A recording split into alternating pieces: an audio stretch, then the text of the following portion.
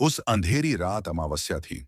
बाहर तेज हवाएं चल रही थीं और पुराने पेड़ों की टहनियां खिड़कियों से टकरा रही थीं, जिससे रूह कंपा देने वाली आवाजें पैदा हो रही थीं। घर में सब सो रहे थे।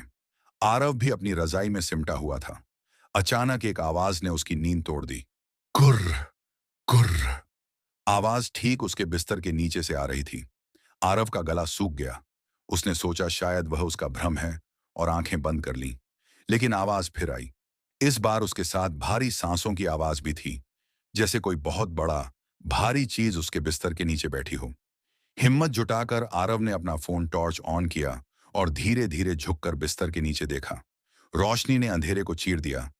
वहां कुछ भी नहीं था, सिर्फ खाली फर्श। राहत की सांस लेते हुए उसने बुदबुदाया, बस मेरी कल्पना थी। वह वापस लेटने ही वाला था कि उसकी नजर कमरे के एक कोने पर पड़ी। अंधेरे में मीना खड़ी थी, लेकिन वह सामान्य नहीं थी। वह इंसान की तरह दो पैरों पर खड़ी थी। उसका शरीर अस्वाभाविक रूप से लंबा हो चुका था। दीवार पर उसकी परछाई किसी राक्षस जैसी दिख रही थी। आरव चीखना चाहता था, लेकिन आवाज गले में ही मर गई। उसका पूरा शरीर लकवाग्रस्त हो गया। वह हिल भी नहीं पा रहा था। मीना उसकी ओर चलने लगी। वह रेंग नहीं रही थी, वह चल रही थी, और उसके कदम भारी थे। वह बिस्तर तक पहुंची और झुककर उसके बहुत पास आ गई। उसकी आंखों के अंदर पीली रोशनी जल रही थी। उसके मुंह से सड़ते मांस की बदबू आ रही थी। मीना ने मुंह खोला, लेकिन जो आवाज निकली वह किसी इंसान की नहीं थी। टूटी फूटी भयानक आवाज में उसने कहा, आज रात तुम मेरे हो। आरव ने आखिरी बार आंखें बंद की। फिर कमरे में एक तेज चीर देने वाली चीख गूंजी, और उसके बाद पूर्ण सन्नाटा।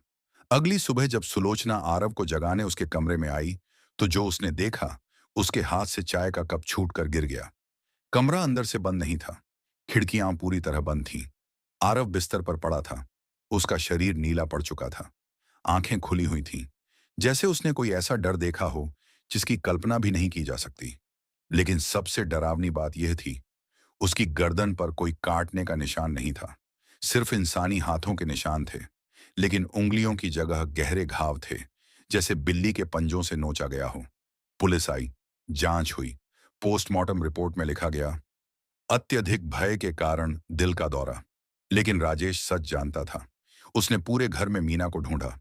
वह उसे मार देना चाहता था, लेकिन मीना गायब थी। उस रात के बाद उसका कोई निशान नहीं मिला, न घर में, न बाहर, न जंगल में। कहानी यहीं खत्म नहीं होती। परिवार ने वह घर छोड़ दिया। आज भी वह घर वीरान खड़ा है। लेकिन कस्बे के लोग कहते हैं, रात में वह घर खाली नहीं होता। अक्सर खिड़की पर एक काली परछाई दिखाई देती है। अंधेरे में दो पीली आंखें चमकती हैं, और कभी कभी राहगीर सुनते हैं एक बच्चे के रोने की आवाज, जिसके तुरंत बाद एक गहरी शैतानी हंसी गूंजती है।